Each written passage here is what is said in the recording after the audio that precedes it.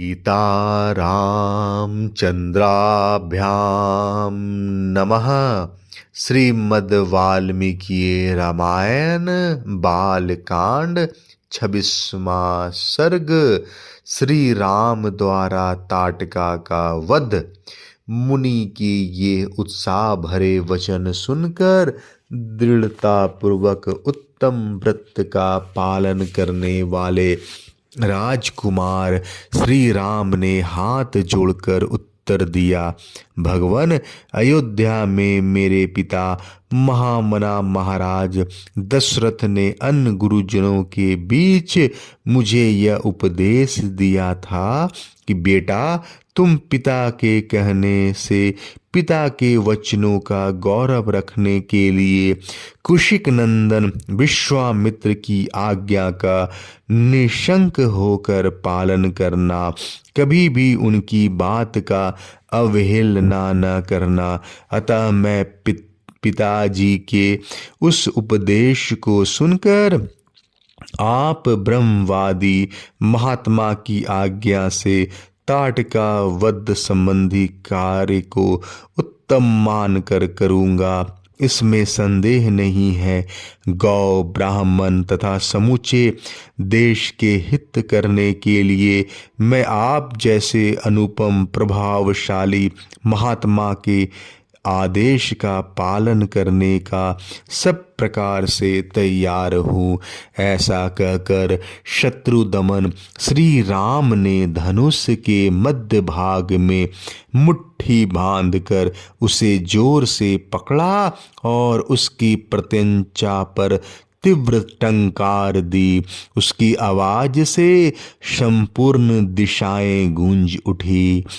उस शब्द से ताटका वन में रहने वाले समस्त प्राणी थर्रा उठे। ताटका का भी उस टंकार घोष से पहले तो किंकृतव्य विमूढ़ हो उठी, परंतु फिर कुछ सोचकर अत्यंत क्रोध में भर गई। उस शब्द को सुनकर वह राक्षसी क्रोध से अचेत सी हो गई थी। उसे सुनते ही वह जहाँ से आवाज आई थी उसी दिशा की ओर रोषपूर्वक दौड़ी। उसके शरीर की ऊंचाई बहुत अधिक थी, उसकी मुखाकृति विकृत दिखाई देती थी। क्रोध में भरी हुई उस विकराल राक्षसी की ओर दृष्टिपात करके श्री राम ने लक्ष्मण से कहा, लक्ष्मण, देखो तो सही, इस यक्षिणी का शरीर कैसा दारुण एवं भयंकर है। इसके दर्शन मात्र से भीरु पुरुषों के हृदय विदीर्ण हो सकते हैं। माया बल से संपन्न होने के कारण यह अत्यंत दुर्जय हो रही है। देखो, मैं अभी इसके कान और नाक काटकर इसे पीछे लौटने का विवश किए देता हूँ। यह अपने स्त्री स्वभाव के कारण रक्षित है, अतः मुझे इसे मारने में उत्साह नहीं है। मेरा विचार यह है कि मैं इसके बल पराक्रम तथा गमन शक्ति को नष्ट कर दूं, अर्थात इसके हाथ पैर काट डालूं। श्री राम इस प्रकार कह ही रहे थे कि क्रोध से अचित हुई ताटका का वहां आ पहुंची और एक बाँह उठाकर गर्जना करती हुई उन्हीं की ओर झपटी। यह देखकर महर्षि विश्वामित्र ने अपने हुंकार के द्वारा उसे डांट कर कहा, रघुकुल के इन दोनों राजकुमारों का कल्याण हो, इनका विजय हो। तब ताटका ने उन दोनों रघुवंशी वीरों पर भयंकर धूल उड़ाना आरंभ किया। वहां धूल का विशाल बादल सा छा गया। उसके द्वारा उसने श्री राम और लक्ष्मण को 2 घड़ी तक मोह में डाल दिया। तत्पश्चात माया का आश्रय लेकर वह उन दोनों भाइयों पर पत्थरों की बड़ी भारी वर्षा करने लगी। यह देख रघुनाथ जी उस पर कुपित हो उठे। रघुवीर ने अपने वान वर्षा द्वारा उसकी बड़ी भारी शिलावृष्टि को रोककर अपनी ओर आती हुई उस निशाचरी के दोनों हाथ तीखे सायकों से काट डाले।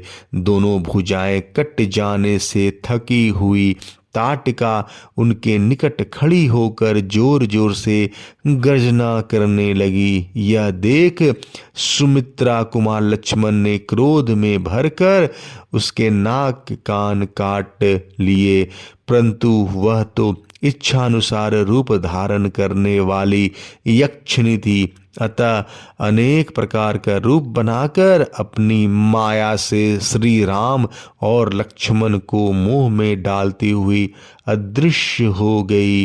अब वह पत्थरों की भयंकर वर्षा करती हुई आकाश में विचरने लगी।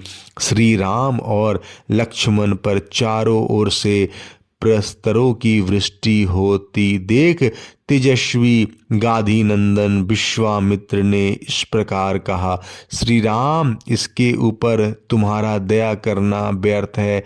यह बड़ी पापिनी और दुराचारणी है, सदा यज्ञों में विघ्न डाला करती है।